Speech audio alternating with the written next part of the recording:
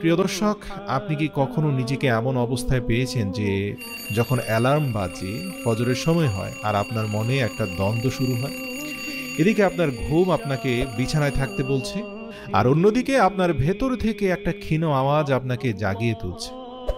এই সেই মুহূর্ত যখন আপনার নাফসে লাওয়ামা অর্থাৎ ভালো নাফস আপনাকে সঠিক পথের দিকে ডাকার চেষ্টা করে, কিন্তু অন্যদিকে আপনার নাফসে আম্মারা বা কুপ্রবৃত্তি সেই আওয়াজকে দমন করার চেষ্টা করে।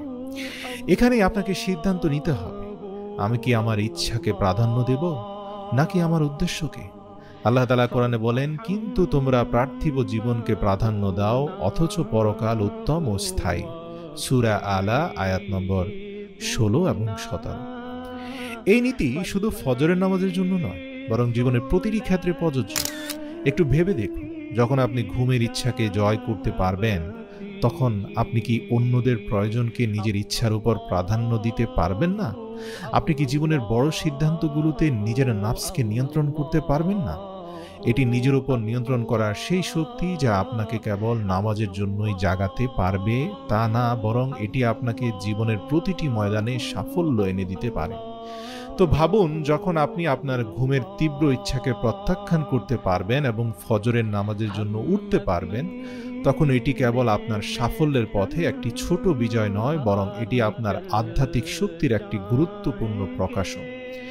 কিন্তু মনে রাখবেন, আপনি কি কখনো লক্ষ্য করেছেন যে এই জয় কতটা বড় পরিবর্তন আনতে পারে? একটু কল্পনা করুন, এমন একজন ব্যক্তির কথা যিনি প্রতিদিন সকালে নিজের প্রবৃত্তির উপর নিয়ন্ত্রণ রেখে আল্লাহর সন্তুষ্টির জন্য ঘুম থেকে উঠে, এমনকি শীতকালে উঠে ঠান্ডা পানি দিয়ে অজু করে। আপনাকে বলে দিই, সেই ব্যক্তি কিন্তু শুধু নামাজই পড়ছে না, বরং সে তার নফসকে প্রতিনিয়ত পরাজিত করছে, নফসে আম্মারাকে, কুপ্রবৃত্তিকে, এবং আল্লাহর নৈকট্য অর্জনের পথে এগিয়ে চলেছে। কিন্তু এটাই কি যথেষ্ট?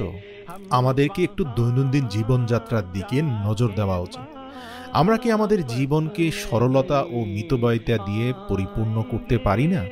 আমরা কি আমাদের ইচ্ছাগুলোকে আরও কম করে আমাদের লক্ষ্যের উপর বেশি মনোযোগ দিতে পারি না?